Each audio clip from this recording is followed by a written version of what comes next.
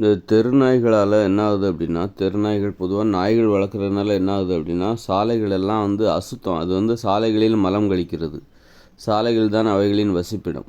அதனால் சாலைகளில் மலம் கழிப்பது, நாய்களோட அந்த மலக்கழிவுகள்னால சாலைகளோட தூய்மை கெட்டு போயிடுது. சாலை தூய்மையாக இருக்குது. இன்றைக்கி நம்ம செருப்பு போடுறதுனால அந்த பிரச்சனையை நம்ம பெருசாக சந்திக்கலை. அது ஒரு மிகப்பெரிய பிரச்சனை. அது ஒரு உரமெல்லாம் அதெல்லாம் ஒன்றும் கிடையாது. அது சுகாதார சரி. நம்ம நடக்கிற ஒரு சாலையும் தூய்மையாக இருக்கணும்.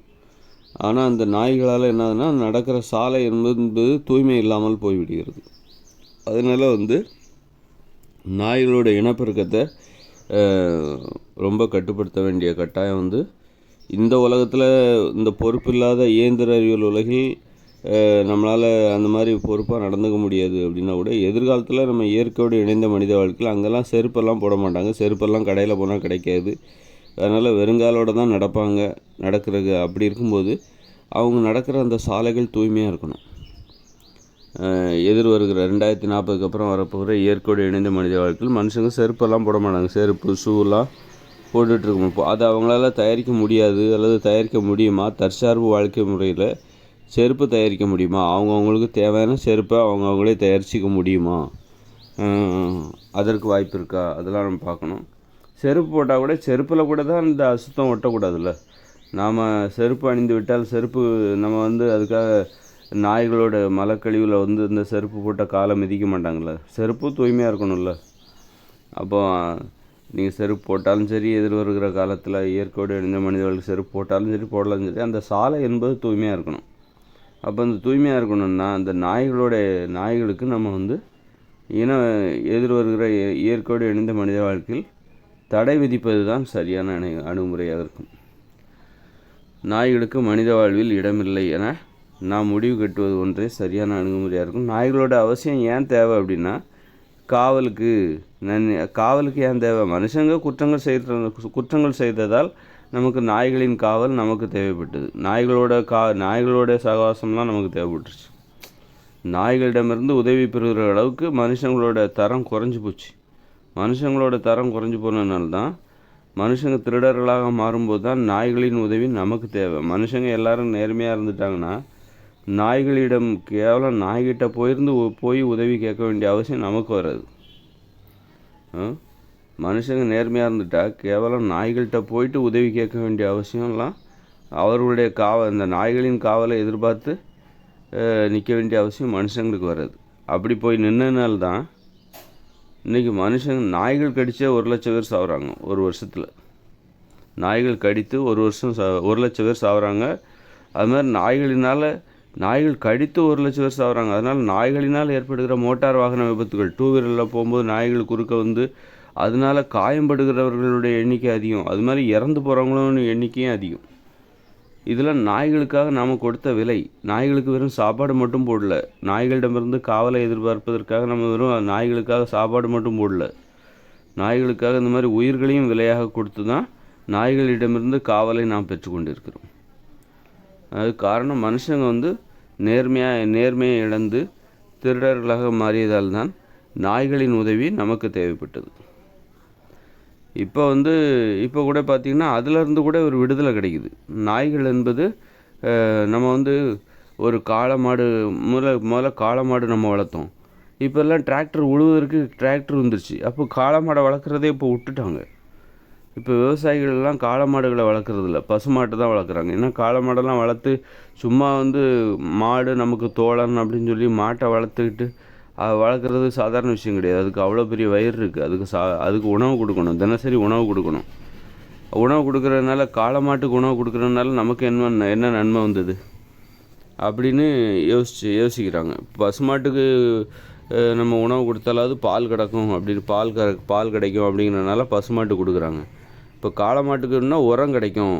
இப்போ உரத்தையும் போடுறதில்ல, எல்லாம் ரசாயன உரம் போட ஆரம்பிச்சிட்டாங்க. அப்போ உரத்துக்காக கூட இப்போ இன்றைக்கி சரி பசுமாட்டிலேருந்து வர உரமே போதுமானது அப்படின்னு நினைக்க ஆரம்பிச்சிட்டாங்க.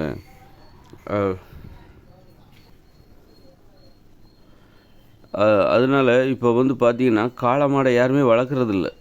ஏன்னா இன்றைக்கி தான் டிராக்டர் வந்துருச்சு. உழவுக்காக தான் காளமாடை வளர்த்தாங்க. வேறு எதுக்காகவும் வேறு எதுக்காக சாண அந்த உரத்துக்காகவும் அதனால் உரமும் கிடச்சிது. உழுவதற்காக காளை வளர்த்தாங்க. அப்படி வளர்க்கும்போது அதில் சாணமும் கிடச்சிது, அது உரத்துக்காக பயன்படுத்தப்பட்டது. இன்றைக்கி நம்ம ரசாயன உரத்துக்கு மாறிட்டோம். பெரும்பாலும் யாரும் இப்போ சாண உரத்தை கிடைக்கிறதில்ல. பயன்படுத்த மக்கள் தயாராக தான் இருக்காங்க, ஆனால் அது அவ்வளோ ஈஸியாக கிடைக்கிறதில்ல. இன்றைக்கி எல்லாமே இயற்கை இந்த ரசாயன உரத்துக்கு மாறிட்டாங்க. அப்படி இருக்கும்போது இன்றைக்கி உழவுக்காக கூட காளை மாட்டை பயன்படுத்துறதில்ல. அப்படி இருக்கும்போது இன்றைக்கி காளை மாடை வளர்க்குறது ரொம்ப அபூர்வமாக போச்சு. காளை மாடை சண்டை போடுற ஜல்லிக்கட்டுக்காக மட்டும்தான் வளர்க்குறாங்க. அது அந்தந்த குறிப்பாக ரொம்ப அபூர்வமாக தான் வளர்க்குறாங்க. அப்போ இன்றைக்கி டிராக்டர் வந்துருச்சு, உழுவதற்காக காளை மாடு தேவையில்லை. அப்படிங்கும்போது காளை மாடுகளை வளர்க்குறதே இப்போ இல்லாமல் போச்சு. நான் எதுக்கு சொல்ல வரேன்னா, நம்மலாம் ஒரு தேவைக்காக தான் பயன்படுத்துகிறோம். ஒரு தேவைக்காக தான் காளை மாட்டையே வளர்த்தோம். காளை மாட்டை வளர்த்ததுக்கு காரணமே ஒரு தேவைக்காக தான். இன்றைக்கி இயந்திர அறிவியல் உலகில் உழுவதற்காக டிராக்டரு, அப்புறம் விவசாயியே டிராக்டர் உதவி இல்லாமல் கையை வச்சே தனது நிலத்தை உழுவதற்கு ஒரு சின்ன சின்ன கருவிகள்லாம் இயந்திர தானியங்கி கருவிகள்லாம் போச்சு. அப்போது ஒரு தேவைக்காக தான் நம்ம காளை மாடே வளர்த்தோம். இன்றைக்கி காளை மாட்டோட அவசியம் நமக்கு இல்லைங்கும்போது நாம் இன்றைக்கி என்ன பண்ணுறோம், நம்மளே மிஷினை வாங்கி போட்டுட்டா அதை வச்சு நிலத்தை உழுது போட்டுடலாம். நமக்கு தேவையான நிலத்தை உழுது விடலாம். அதனால் இன்றைக்கி காளை மாட்டை வளர்க்குறதில்ல. இதே மனுஷங்க தான் இன்றைக்கி கடந்த காலங்களில் காளை மாட்டு பொங்கல்லாம் கொண்டாடிக்கிட்டு இருந்தாங்க. மாட்டு பொங்கலுக்கு கொம்புக்கு பெயிண்ட் அடித்து ரொம்ப கொண்டாடிக்கிட்டு இருந்தாங்க.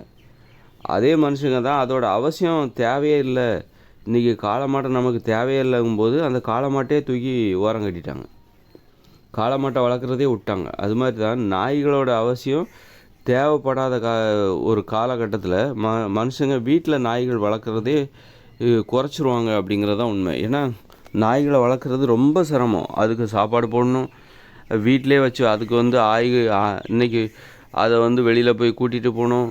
அது இருக்கிறதுக்கு அது வீட்டுக்குள்ளே இருக்கும், அதெல்லாம் எடுத்து போடணும். அது ரொம்ப சிரமம். ஒரு குழந்தைய வளர்க்குறத விட பயங்கர சிரமம் அது. அப்படி அதோட அருவருப்பான அந்த கழிவுகள் இதெல்லாம் ரொம்ப சிரமம் நாய்களை வளர்க்குறது. இன்றைக்கி பாதுகாப்புக்காக தான் நாய்களை வளர்த்தாங்க. இன்றைக்கி அப்படி இருக்கும்போது இன்றைக்கி பாதுகாப்புக்காக எல்லாம் சிசிடிவி கேமரா வைக்க ஆரம்பிச்சிட்டாங்க. நல்ல சென்சார் வசதியோட சிசிடிவி கேமரா எங்கே போனாலும் பார்த்துக்கலாம். எங்கே போனாலும் அந்த மொபைல் ஃபோனில் பார்த்துக்கலாம். வீட்டை சுற்றி காவல் எப்படி இருக்குது. இப்போ வீட்டில் நாயை வளர்க்குறதுனால நாய்க்கு பிஸ்கட் போட்டால் அதை ஏமாற்றிட்டு திருடர்கள் திருடிட்டு போயிடலாம். அதனால் நாய்களோட பாதுகாப்பு என்பது ரொம்ப பெருசுன்னு நம்ம நினைக்க வேண்டிய அவசியம் இல்லை. அதை விட சிறந்த பாதுகாப்பு இப்போ சிசிடிவி கேமரா வந்துருச்சு. எப்படி காளை மாட்டுக்கு மாற்றாக டிராக்டர்லாம் நிலத்தை உழுவதற்காக டிராக்டர் வந்துச்சோ, அது மாதிரி நாய்களை நமக்கு காவலுக்காக தான் வளர்க்குறோம். அப்போது இன்றைக்கி என்ன ஆச்சு அப்படின்னா, நாய்களுக்கு பதிலாக இப்போ சிசிடிவி கேமரா வந்துருச்சு. நல்ல சென்சார் வசதியோட வீட்டில் யாராவது வந்தாங்கன்னா அதை அந்த சிசிடிவி கேமரா சென்சார் வசதியோட நமக்கு எச்சரிக்கை தருகிற மாதிரி ரொம்ப நுட்பமான சிசிடிவி கேமராலாம் வர ஆரம்பிச்சிட்ருக்கு. இப்போ வீட்டுக்கு வீடு சிசிடிவி கேமரா, தெருவுக்கு தெரு சிசிடிவி கேமரா. இப்போ நாய்களோட அவசியம் இப்போ எதுக்கு? நாய்கள் ஒரு தேவையில்லாத ஒரு இது அப்படிங்கிற மாதிரி நாய்கள் தொந்தரவு தான். ஒரே அமைதியாக இருக்க தான் மனுஷங்க விரும்புகிறாங்க. இந்த நாய்கள் குலைச்சிக்கிட்டு எப்போ பார்த்தாலும் சத்தம் போட்டுக்கிட்டு, அப்புறம் அதோட கழிவுகளை வேற எடுத்து போட்டுக்கிட்டே இருக்கணும். அது ஒன்றுக்கு இருக்கும். அதை அப்பப்போ பெனாயில் ஊற்றி கழுவணும். அது ஆயிருக்கும். அதை வேற க்ளீன் பண்ணணும். இதெல்லாம் வீட்டில் உள்ள வேலைக்காரங்களை வச்சுக்கிட்டு தான் இந்த பணக்காரங்க இதை பண்ணிகிட்ருக்காங்க. பணக்காரங்க என்ன பண்ணுறாங்க, வீட்டில் உள்ள வேலைக்காரங்களை வச்சு இதை பண்ணிகிட்ருக்காங்க. அந்த பணக்காரங்களே அந்த வேலையை செய்ய மாட்டாங்க. அது அவ்வளோ அருவருப்பான விஷயம். அப்படி இருக்கும்போது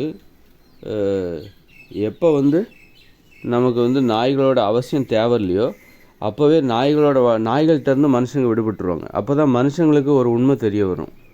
நம்ம நாய் மீது நமக்கு உண்மையிலே பாசம் இருந்துச்சா, அக்கறை இருந்துச்சா, ஒரு தேவையை வச்சு தான் நம்ம நாய்களை வளர்க்குறோம்.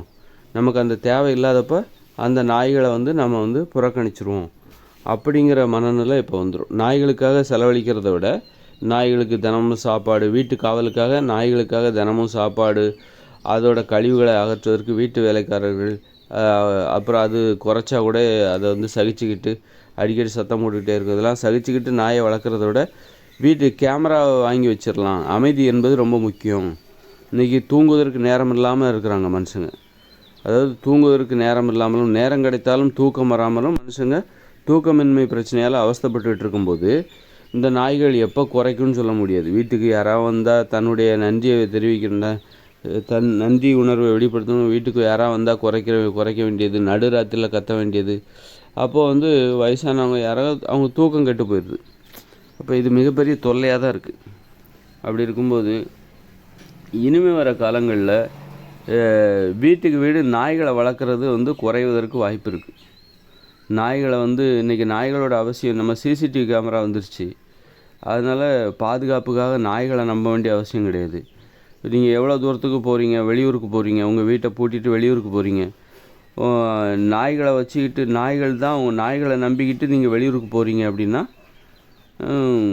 அது பாதுகாப்பாக இருக்க முடியாது. அது ஆனால் சிசிடிவி கேமரா வச்சுட்டா நீங்கள் மொபைலில் எங்கே வேணாலும் போய் பார்த்துக்கலாம்.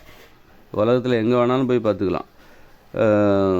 அந்த அளவுக்கு சிசிடிவி கேமரா பாதுகாப்பு இருந்தது. அதன் மூலம் என்ன ஆகுதுன்னா, நாய்களோட அவசியம் இப்போ என்ன, இப்போ நமக்கு நாய்கள் ஏன் தேவை என்கிற கேள்வி மனுஷங்க முன்னாடி எழுகிறது. மனுஷங்களோட கேள்வி என்னென்னா, இது வரைக்கும் காவல்னு சொல்லிட்டு இருந்தாங்க. அது வீட்டை காவல் காப்பதற்கு நாய்கள் தேவைப்பட்டது. இப்போ கேமராலாம் வந்துருச்சு. அப்படிங்கும்போது இப்போ உங்களுக்கு நாய்கள் எதற்கு அப்படிங்கிற கேள்வி வருகிறது. அப்போது காவலுக்காக வளர்ப்பவர்கள் இனிமேல் நாயை வளர்க்க மாட்டாங்க. சிலர் அழகுக்காக கொஞ்சுறதுக்காக நாய்களை வளர்ப்பாங்க. அதுக்காக குட்டி குட்டி நாய்கள்லாம் இப்போ மார்க்கெட்டுக்கு வர ஆரம்பிச்சிருச்சு. இப்போ அந்த மாதிரி கொஞ்சுறதுக்காக ஒரு செல்லப்பிராணியாக வளர்ப்பவங்க மட்டும்தான் இனிமேல் நாய்களை வளர்ப்பாங்க. இந்த மாதிரி நாய்களை வளர்க்காத ஒரு காலகட்டம் வர. ஆனால் நாய்கள் எதற்காக என்கிற கேள்வி இப்போ எழ ஆரம்பிச்சிது. நாய்களோட தேவை எதுக்கு, நாய்கள்னால நமக்கு இடையூறா நன்மையா அப்படிங்கிற கேள்வியெல்லாம் மனுஷங்களுக்கு எழ ஆரம்பிக்குது. அதனால் காவலுக்காக இனிமேல் யாரும் நாய்களை வளர்க்குறது ரொம்ப குறைஞ்சிரும் அப்படிங்கிறது. காவலுக்காக உன் வீட்டுக்கு காவல் தேவையா, அதுக்கு சிசிடிவி கேமரா வச்சுக்கோ. நாய்கள் தேவையில்லாத செலவு அப்படிங்கிற ஒரு புரிதல் மக்கள் மனசில் வரப்போகுது.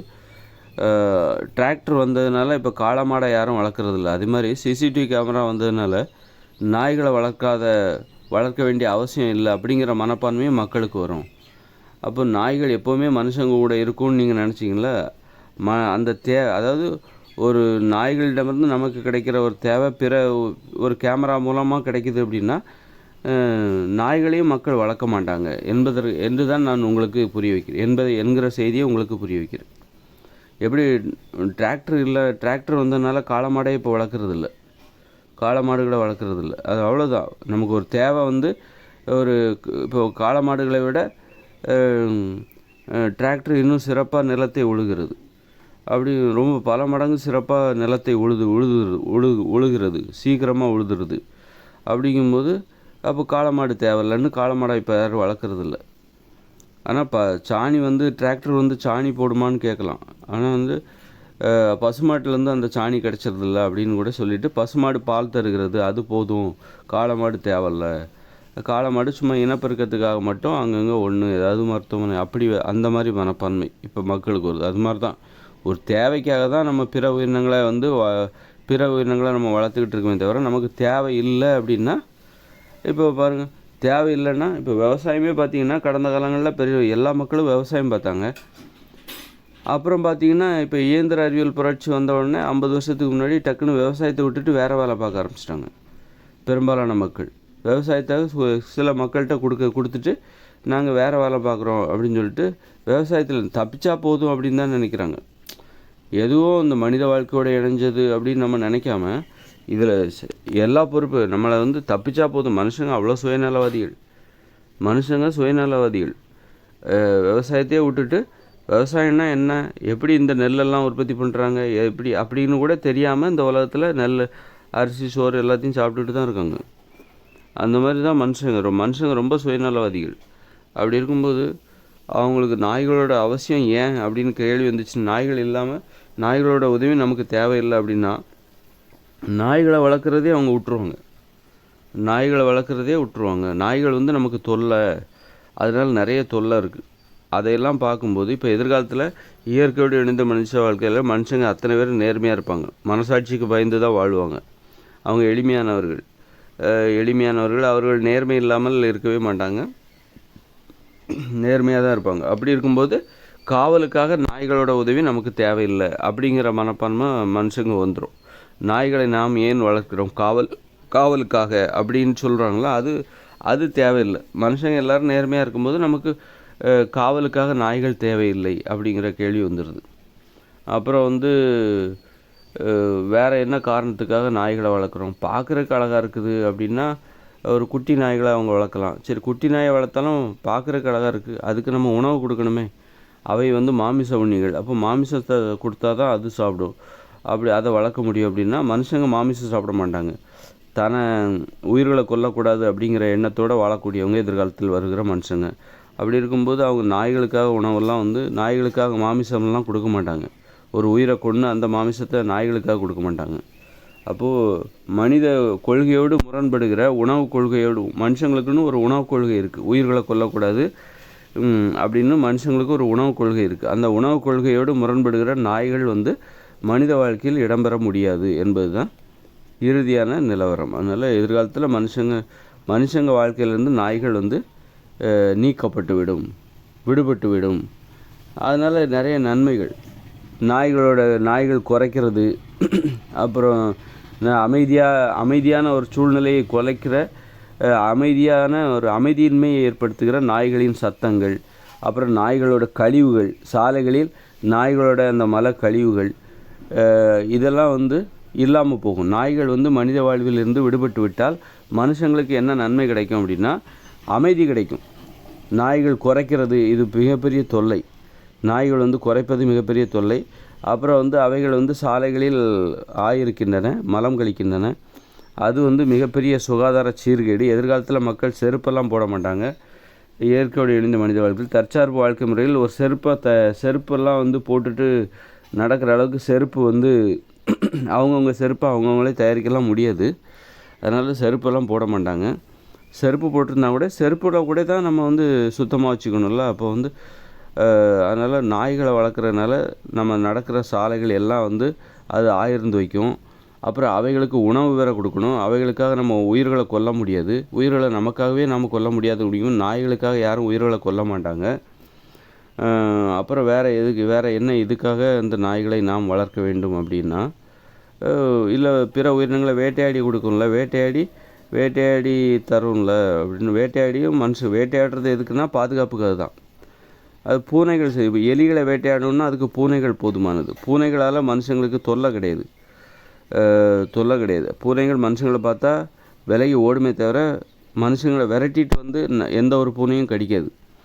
அப்போ நாய்களை விட பூனைகள் மேலானது. அது மனித வாழ்விடத்திலே அந்த பூனைகள் இருக்கலாம். ஆனால் என்றைக்கும் மனுஷங்களை அது கடிக்காது. மனுஷங்களை பார்த்தா பயந்து ஓடுமே தவிர மனுஷங்களை பார்த்தா கடிக்காது. அது சுற்றுப்புறம் இருக்கிற அந்த எலிகளை வேட்டையாடி கொண்டு அவைகள் வாழ்ந்து விடும்.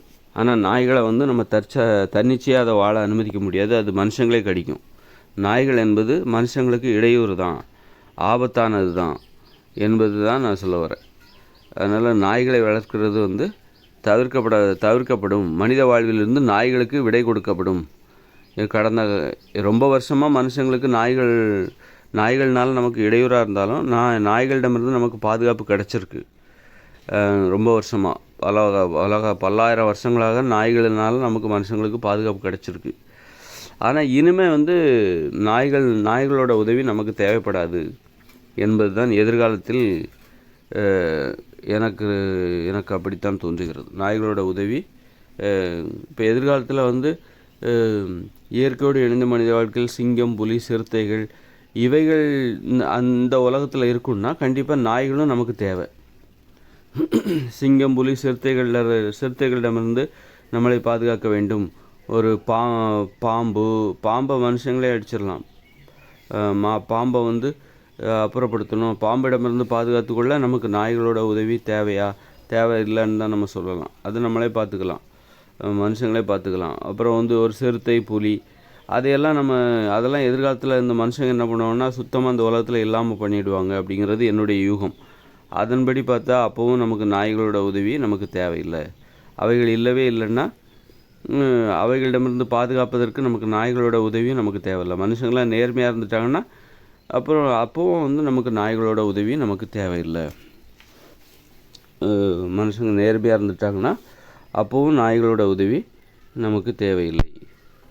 காவலுக்காக நாய்களை வளர்க்க வேண்டிய அவசியம் இல்லை. அது மாதிரி நாய்களை வளர்த்தாலும் அவைகளுக்கு மாமிசம்லாம் போட முடியாது, மாமிசத்தை சமைச்சும் போட முடியாது. உப்பும் வந்து எதிர்காலத்தில் கிடைக்காது, இயற்கையோடு இணைந்த மனித வாழ்க்கை. அதனால் உப்புகள் தானியங்களையும் அவங்க உற்பத்தி பண்ண மாட்டாங்க. அதனால் தானியத்தில் உப்பு போட்டு சமைச்சியும் நமக்கு அந்த நாய்களுக்கு நம்மளால் கொடுக்க முடியாது. இப்போ இப்படி அது மாதிரி நாய்கள் கடித்தா அப்புறம் அதுக்கு மருந்து வந்து எதிர்காலத்தில் கிடையாது. இயற்கையோடு இணைந்த மனித வாழ்க்கையில் நாய் கடிக்கும் மருந்து என்பது கிடையாது. இப்படி பல்வேறு குணங்களில் தெரியாமல் கூட ஒரு செல்லமாக வளர்ப்ப ஒரு நாய் அதோட பல்லு கூட தெரியாமல் பட்டுரும், தெரியாமல் காயம் ஏற்படுத்தி விடும். அப்போ அது கூட நமக்கு ரேபிஸ் நோய் வருவதற்கு வாய்ப்பு இருக்குது. அப்படி இருக்கும்போது நாய்கள் என்பது ஆபத்தானது. அப்புறம் அசுத்தம், அவைகளின் மலக்கழிவுகள் தெருக்களில் அவைகள் கழிக்கும் அந்த மலக்கழிவுகள்னால தெருச்சாலைகள் அசுத்தமடைகிறது. அவைகளால் அமைதியின்மை, எப்போ பார்த்தாலும் குறைச்சிக்கிட்டே இருக்கிறது, அதனால் அமைதியின்மை ஏற்படுகிறது. இப்படி பல்வேறு இடையூறுகள் தான் எதிர்காலத்தில் இந்த நாய்களால் நமக்கு ஏற்பட போகிறது. நாய்களால் நமக்கு எந்த நன்மையும் எதிர்காலத்தில் ஏற்பட போகிறதில்ல. செல்லப்பிராணியாக நம்ம நாய்களை வளர்க்கணுங்கிற அவசியம் இல்லை. செல்லப்பிராணியாக நீங்கள் ஒரு பூனைகளையும் வளர்க்கலாம், அல்லது வேறு செல்லப்பிராணியாக எளிதான உயிரினங்களை வளர்க்கணும்.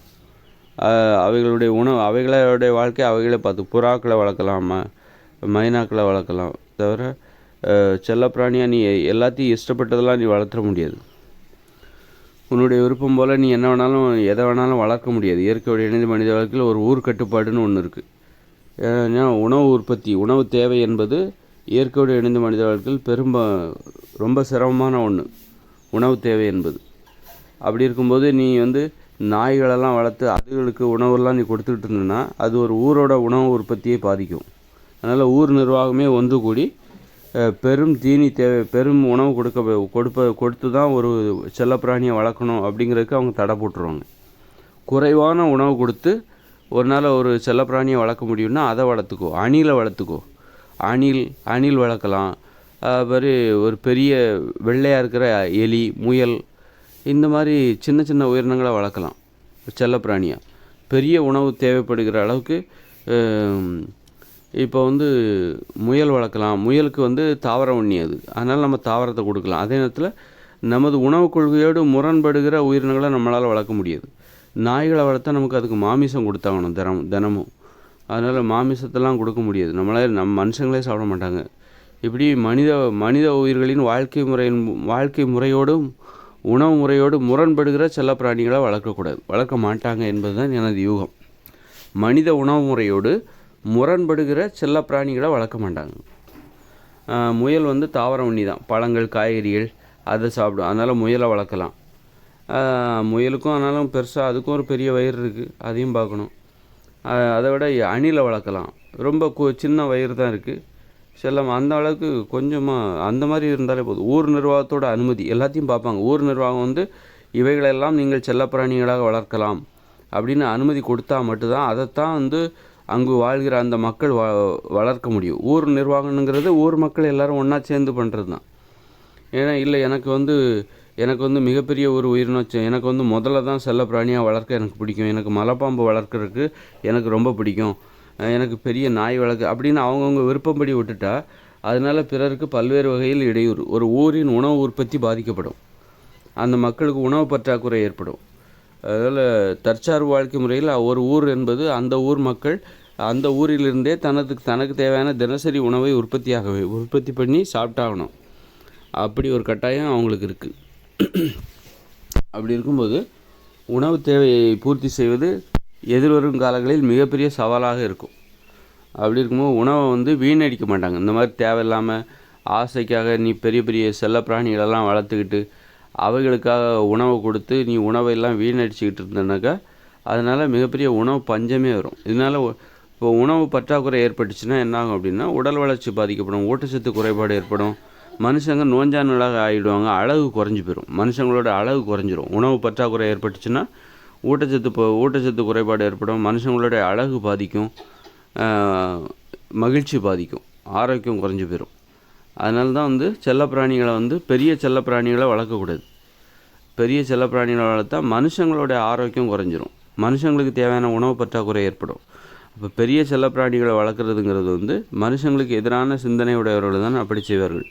அதனால் அந்தந்த ஊர் நிர்வாகம் வந்து ஒன்று கூடி சிறிய எதையெல்லாம் நீங்கள் செல்லப்பிராணிகளாக வளர்க்கலாம் அப்படின்னு அவங்க அனுமதி கொடுத்துருவாங்க.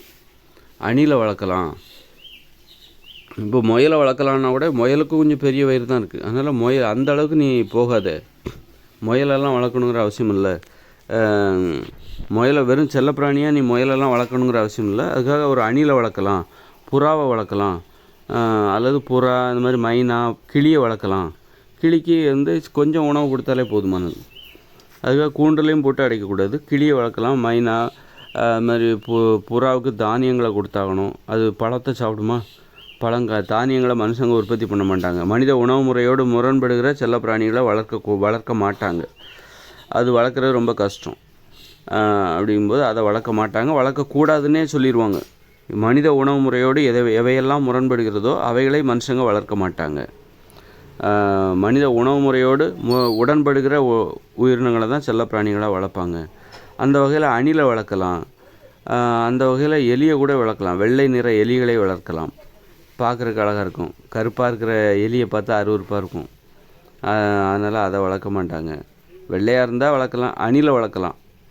அணிலை வளர்க்கலாம், பறக்கும் அணிலெலாம் இருக்குது, அதை கூட வளர்க்கலாம். அது மாதிரி மைனா வளர்க்கலாம், கிளியை வளர்க்கலாம். இந்த மாதிரி ஒரு 10 உயிரினங்களை சொல்லிடுவாங்க. 10 கிளி, மைனா, அப்புறம் அணில், இப்படி 10 உயிரினங்களை சொல்லிடுவாங்க. இதை நீங்கள் வளர்க்கலாம், இதில் ஏதாவது ஒன்றை தேர்ந்தெடுத்து நீங்கள் வளர்க்கலாம் அப்படின்னு சொல்லிட்டு ஒவ்வொருத்தரும் ஒவ்வொரு செல்லப்பிராணியை வளர்ப்பாங்க. சிறிய உயிரினமாக இருந்தால் ஒவ்வொருத்தரும் ஒன்றை வளர்த்துட்டு போகலாமே. ஒரு உயிரினம், என்னுடைய செல்லப்பிராணி மயில், இல்லை மயில் கிடையாது, மயில் பெருசு, அது ஆபத்தானது. என்னுடைய செல்லப்பிராணி மைனா, என்னுடைய செல்லப்பிராணி அணில் அப்படின்னு ஒவ்வொருத்தருமே வந்து ஒரு செல்லப்பிராணியை தேர்ந்தெடுத்துப்பாங்க. அப்படி கூட இருக்கும், அது நல்லாயிருக்கும், கண்டிப்பாக இருக்கும். அது ஒன்றும் நமக்கு ஆபத்து கிடையாது. என்னுடைய செல்லப்பிராணி அணில், என்னுடைய செல்லப்பிராணி இப்படி சொல்லுவாங்க, இந்த மாதிரி சொல்லிப்பாங்க. இந்த மாதிரி தான் வளர்ப்பாங்க.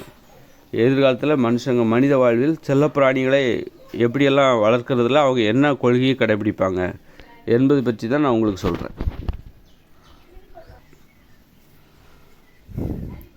அது மாதிரி குரங்குகளை கூட வளர்க்குறதுக்கு வாய்ப்பு இருக்குது. ஏன்னா குரங்குகளை சரியாக அதுக்கு பயிற்சி கொடுத்தா நல்ல உயரமான தென்னை மரத்தில் போய் தேங்காவை பறித்து போடுறதுக்கு வாய்ப்பு இருக்குது.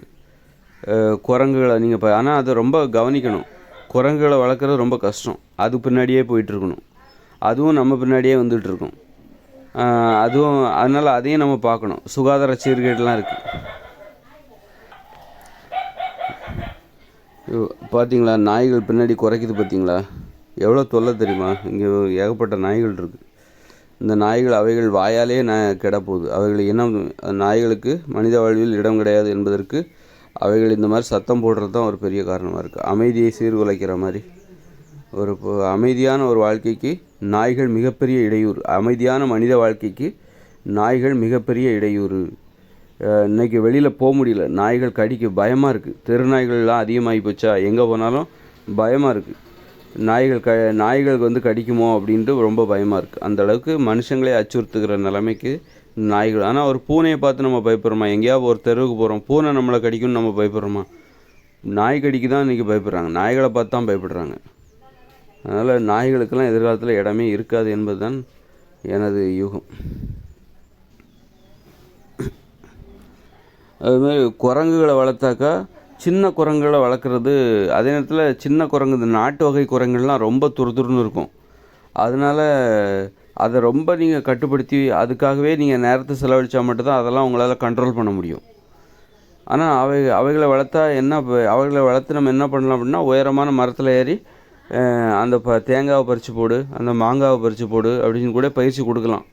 ஆனால் நமக்கு அந்த மாதிரி பயிற்சி கொடுக்குறதே வாழ்க்கையாக வச்சுருந்தா தான், ஒரு குரங்கை எப்போவுமே வச்சுருந்தா தான், அது உங்கள் கூடயே வச்சுருந்தா தான் அதெல்லாம் நீங்கள் கண்ட்ரோல் பண்ண முடியும். அதை நீங்கள் அது போக்கில் விட்டுட்டு அதை நீங்கள் வளர்க்கலாம் அப்படின்னா வளர்க்கவே முடியாது. அந்த மாதிரி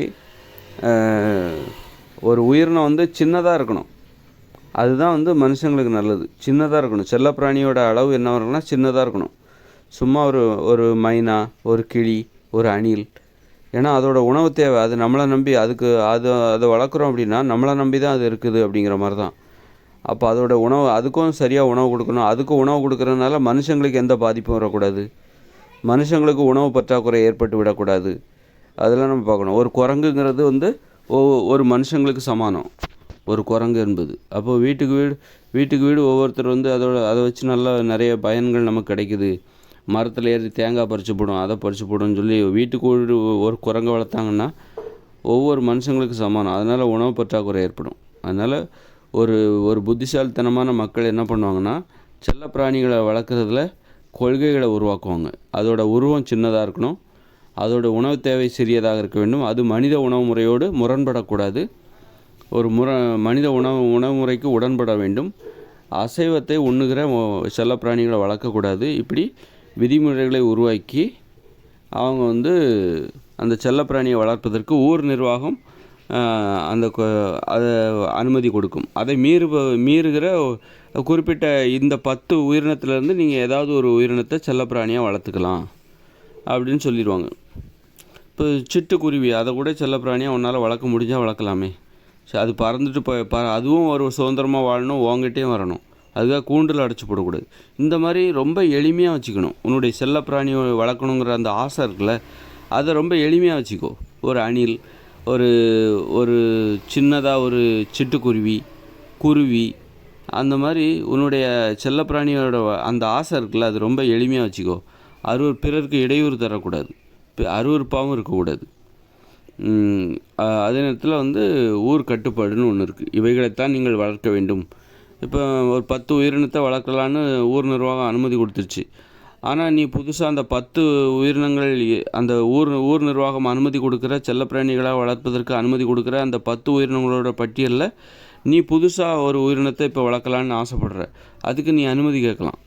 ஏதாவது சிட்டுக்குருவி வளர்க்கலான்னு நீ ஆசைப்படுறேன், ஆனால் அதை வளர்க்குறதுக்கு ஊர் நிர்வாகத்தின் அந்த செல்லப்பிராணிகளோட பட்டியலில் சிட்டுக்குருவி இல்லை அப்படின்னா ஊர் நிர்வாகம் அதை பரிசீலனை செய்து அந்த சிட்டுக்குருவியை செல்லப்பிராணிகளின் பட்டியலில் சேர்த்துக்கலாம். சிட்டுக்குருவி தானே வளர்த்துக்கலாம். அதுமாதிரி தேன் சிட்டுன்னு ஒரு சின்னதாக இருக்கும் தேன் சிட்டு, அதை கூட நீ வளர்த்துக்கலாம். அந்த மாதிரி சின்ன சின்ன பறவைகளுக்கு நம்ம இடம் கொடுக்கலாம். சின்ன குட்டியாக இருக்கணும். பெரிய மயிலெல்லாம் வளர்க்கக்கூடாது, கண்ணை கொத்திடும். மயிலை வளர்க்குறது. சேவல் வளர்க்கலாமா அப்படின்னா சேவல் செல்லப்பிராணியாக வளர்க்கலாம், ஆனால் கறிக்காக வளர்க்கக்கூடாது. அந்த மாதிரி பார்த்துக்கணும். சேவல்லாம் அழகான பார்க்குறக்கு அழகாக இருக்குல்ல, சேவலை கூட வளர்க்கலாம். கருஞ்சேவல் அதெல்லாம் வந்து நிலத்தில் உள்ள பூச்சிகளெல்லாம் சாப்பிடும். சேவல்னால் அது நேரத்தில் செடிகளையும் கிண்டி விட்டுரும். அதனால் நம்ம நன்மை இருக்குது. சேவல் வந்து நமக்கு எந்த விதத்தில் தொல்லை தராது. ஆனால் அவைகளும் வந்து கொக்கரக்கோன்னு கூவிட்டு கிடக்கும். அதுவும் இடைஞ்சலாக அவர்கள் உணர்ந்தால் சேவலுக்கும் தடை வைத்து விடலாம். ஏன்னா அமைதி தான் முக்கியம். நல்லா தூங்கிட்டு இருப்பாங்க மனுஷங்க, சேவல் கூவி தான் எந்திக்கணுங்கிற அவசியம் கிடையாது. நாம் எழும்புறதுக்கு சேவலோட உதவி நமக்கு தேவை அப்படின்லாம் நம்ம சொல்ல முடியாது. ஏன்னா ஒரு அமைதியை விரும்புகிற மனுஷங்களுக்கு ஒரு குயிலோட சத்தமும் பெரிய இடையூறாக இருக்கும். நீங்கள் வந்து குயில் கூவும், கிளி பேசும், மைனா வந்து பேசும். இந்த சத்தங்கள், பறவைகளோட சத்தங்கள்லாம் இனிமையானது அப்படிங்கிறதெல்லாம் வந்து அதையெல்லாம் தாண்டி மனுஷங்க அமைதியை விரும்புகிறவர்கள். அந்த அமைதியை விரும்பும்போது அந்த நேரத்தில் ஒரு குயில் வந்து ஓயாமல் கூவிகிட்டே இருக்குன்னா அதுவே பெரிய எரிச்சலாக இருக்கும். குயிலோட சத்தம் வந்து இனிமையானதுன்னு யார் சொன்னா? குயிலோட சத்தம் வந்து அது ரொம்ப இடையூறானது. நீங்கள் வந்து நீங்கள் அந்த மாதிரி குயிலோட சத்தத்தை அமைதியை விரும்புகிற ஒருவராக இருந்தால் அப்போ அப்படிப்பட்டவருக்கு குயிலோட சத்தம் ரொம்ப இடையூறானது. ஒரு நாய்களோட சத்தம் எப்படி இடையூறானதோ அது மாதிரி குயிலோட சத்தமும் அப்படி தான். தொடர்ந்து கூவிகிட்டே இருக்கும், பயங்கர சத்தமாக கூவிகிட்டே இருக்கும். அப்போது அது குயிலோட சத்தம் ஒரு இடையூறு நிறைந்தது தான். அதனால் அந்த அடிப்படையை புரிஞ்சுக்கணும். மனுஷங்களுடைய எதிர்பார்ப்பு என்ன, அவங்க அமைதியை விரும்புகிறாங்க. அப்படி இருக்கும்போது இதெல்லாம் புரிஞ்சுக்கிட்டு தான் எந்த விதத்துலையும் இடையூறு தரக்கூடாது. நீங்கள் வளர்க்குற ஒரு உயிரினம் உங்களுக்கு வந்து ரொம்ப தொல்லை தரக்கூடாது, கத்திக்கிட்டே இருக்கக்கூடாது, அமைதியாக இருக்கணும். அமைதியை தருகிற அது மாதிரி சேவலை நீங்கள் வளர்க்குறீங்க அப்படின்னா அது பாட்டு காலையில் கிடந்துட்டு கொக்கரக்கோன்னு கூவிகிட்டே கிடக்கும். வீட்டுக்கு வீடு ஒரு சேவலை வளர்த்தாங்கன்னா ஒரே சேவ சத்தமாக இருக்கும். அது அமைதிக்கு இடையூறாக இருந்தது அப்படின்னா அந்த சேவலை வளர்க்கக்கூடாதுன்னு சொல்லிட்டு ஊர் மக்கள் ஒன்று கூடி தயவுதாட்சணே இல்லாமல் இருக்கணும். தயவுதாட்சணே பார்க்கக்கூடாது. அந்த அளவுக்கு மனுஷங்க எதுக்கும் அடிமையாகாமல் பரிதாபம் பார்த்துக்கிட்டு தன்னுடைய நலனை விட்டு கொடுத்து பிற செல்லப்பிராணிகளின் நலனை பாதுகாக்க என்றைக்குமே முயற்சி பண்ணக்கூடாது. அந்த அளவுக்கு செல்லப்பிராணியை வளர்க்குறதுல அது என்னப்பா இது சாதாரண விஷயம் தானே, இதை போய் இவ்வளோ நேரம் பேசிகிட்டு இருக்கே அப்படிங்கக்கூடாது. ஏன்னா அது மிகப்பெரிய ஒரு எச்சரிக்கையாக நம்ம அதை கையாள வேண்டிய ஒரு நடைமுறை. செல்லப்பிராணிங்கிறது எந்த விதத்துலையும் அது நமக்கு இடையூறாக இருக்கக்கூடாது. உணவு பற்றாக்குறை ஏற்பட்டு விடக்கூடாது, அசுத்தம் ஏற்பட்டு விடக்கூடாது.